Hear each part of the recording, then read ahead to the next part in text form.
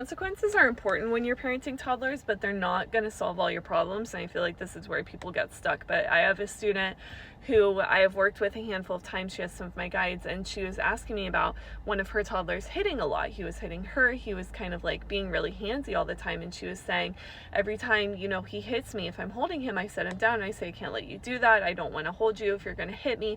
And that makes sense as a logical consequence for us, right? That, like, in our brain, we're like, okay, if he hits, then I'm going to put him down, he'll learn not to hit anymore.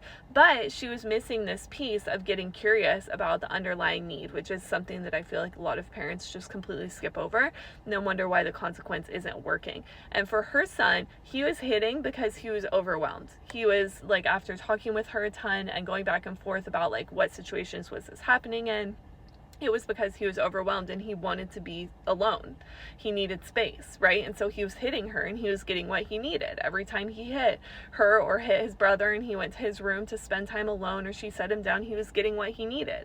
He was getting that space by himself. Okay, and so obviously that consequence isn't going to work. And when we started getting to the root of what was actually going on with him, why he was hitting, the behavior, and what was underneath of it, she shifted what she was doing and started teaching him how to ask for space or other ways to kind of express that in a healthy way outside of smacking her or his brother, etc. So this is why like consequences are important, and I even have a ton of content and guides around respectful consequences, but it's not going to be this like solving everything in your life situation.